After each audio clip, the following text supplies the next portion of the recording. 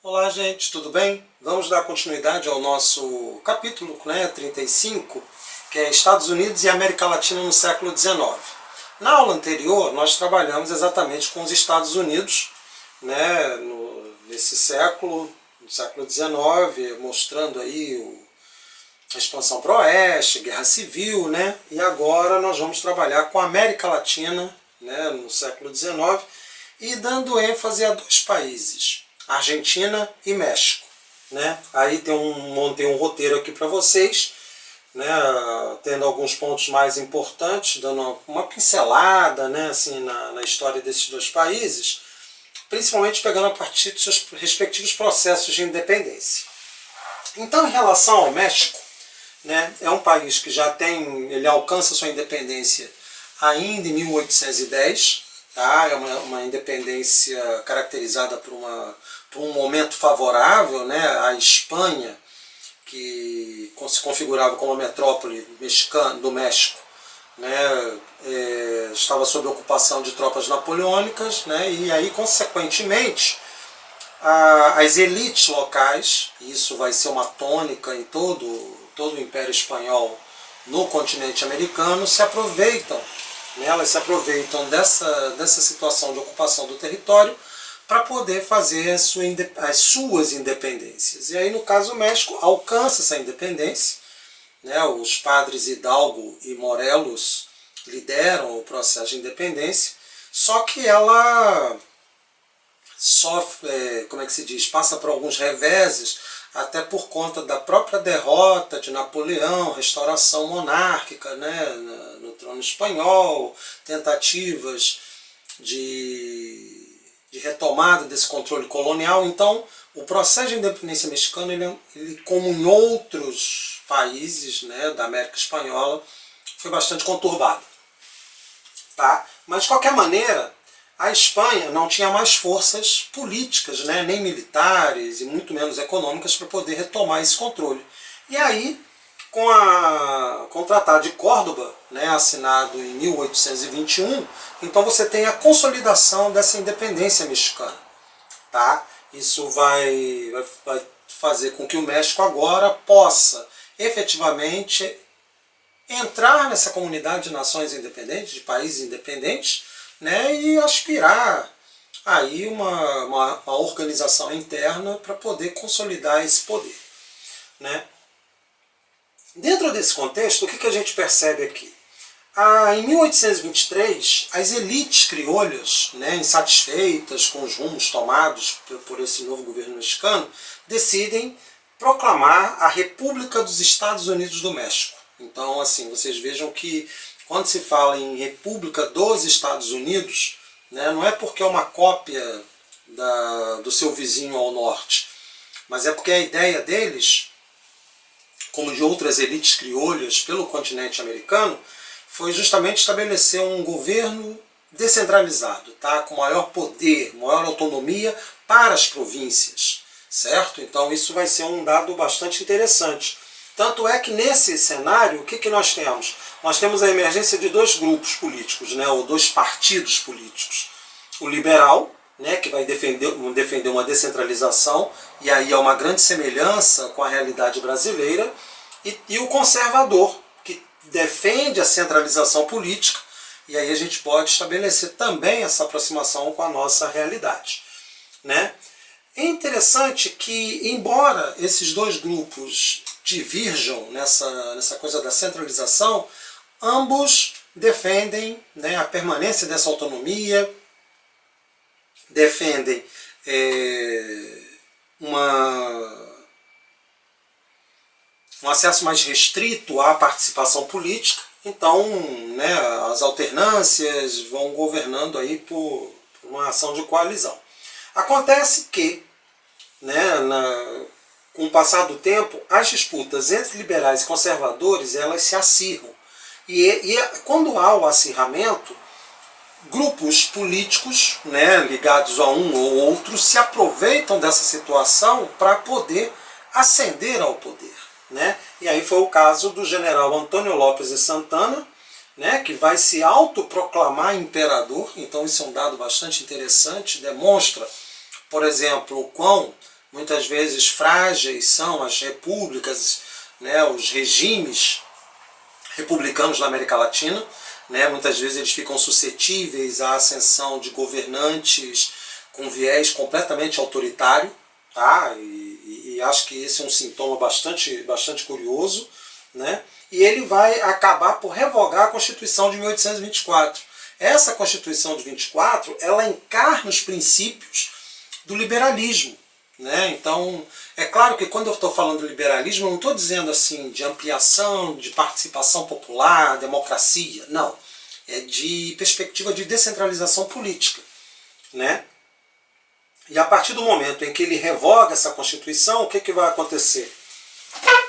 Você tem o fato, né, de que essas disputas políticas elas vão se tornando cada vez mais agudas, cada vez mais graves, né, e leva até uma situação de guerra civil, né, que digamos assim seria o ápice desse processo de instabilidade política.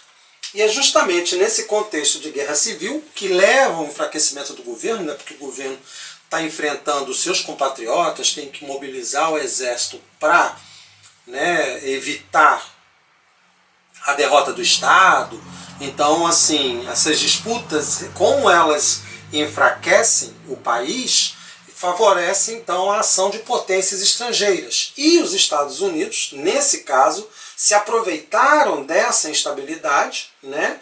E os Estados Unidos acabam por declarar guerra ao México. E nessa declaração de guerra, eles vão se aproveitar e vão anexar o Texas, o Arizona e a Califórnia, né? Que correspondia a mais da metade do território mexicano. Então essa anexação do território ela vai ser crucial para quê? Para aumentar os domínios dos Estados Unidos, né, em relação aos seus territórios agora em direção ao oeste, e provoca uma brutal perda, né, por parte dos mexicanos de territórios anteriormente controlados por eles, né? Então e aí vai ficar essa configuração do mapa, né? E aí a gente continua. Depois dessa guerra civil, a única forma, né, vai ter um acontecimento que vai ser suficiente para dar uma acalmada nos ânimos dessas facções políticas, né, de liberais e conservadores, que é a eleição, né, de Benito Juárez à presidência do México em 1861. O Juárez ele tem origem indígena, vai promover reformas, né, dentro do Estado mexicano, vai ampliar a participação dos povos indígenas nesse governo mexicano. E o problema, nesse caso aí a gente identifica como tal, embora seja um progresso muito grande, um avanço muito grande, é que essas medidas adotadas por Juárez, elas, como é que se diz? Elas provocam a insatisfação das oligarquias, das elites, né, criolhas mexicanas. E aí o que eles fazem? Essas elites mexicanas se aliam aos franceses, né, a França, nesse momento, tentando recuperar, né, um pouco do prestígio, porque a própria França também passa por períodos conturbados na sua política, né, eles se aliam e derrubam o Benito Juárez. Né? Então, quer dizer, aqueles avanços que nós identificávamos no governo mexicano, o que acontece? Eles se perdem, né, por conta dessas ações da elite mexicana com o governo francês, e nesse caso, né, eles colocam no poder um imperador fantoche, né, o arquiduque Maximiliano da Áustria, que vai governar entre 61 e 67. Esse governo do Maximiliano, né, ele vai ser caracterizado por um processo de enfraquecimento, né, do Estado mexicano. Apesar de ele ter uma postura bastante autoritária, mas ele não consegue controlar, por exemplo, a insatisfação dos setores populares. E isso vai alimentando uma tensão política interna, né, até que começa uma guerra, uma ação de guerrilha, liderado pelo Juárez, né, e culmina com o seu retorno, ou seja, o retorno de Benito Juárez à presidência do México, né, que vai até 1876, quando ele é substituído pelo Porfírio Díaz. né, que é um general, é um militar, né, governa com mão de ferro, promove uma modernização, incentiva a entrada de capital estrangeiro, né, mas abandona, por exemplo, aquelas perspectivas da política do Benito Juárez de atendimento às classes populares. O resultado direto disso vai ser, né, no final do seu segundo governo, tá vendo? Ele tem governos bem, né? Por exemplo, esse aqui vai de 1800... Aqui é um mandato normal, de 76 a 80, são 4 anos. Mas esse outro já são 26 anos, né, de 1884 a 1910. Então significa que o Juárez, com os acordos políticos firmados internamente com essas elites, com capital estrangeiro, o que ele faz? Ele consegue permanecer durante muito tempo no poder. Só que essa permanência, como afastava o Estado mexicano, o governo mexicano, das populações mais pobres, essas populações, né, essa base indígena, elas se mobilizarão, né, essas populações se mobilizarão e iniciarão uma revolta, uma revolução, aí vai ficar conhecido como Revolução Mexicana, que terá lugar no ano de 1910. Né, e temos aqui os dois principais líderes dessa revolução, Emiliano Zapata, tá? Que aí depois eu até dou uma pincelada, uma coisa bastante interessante, e Pancho Villa, né?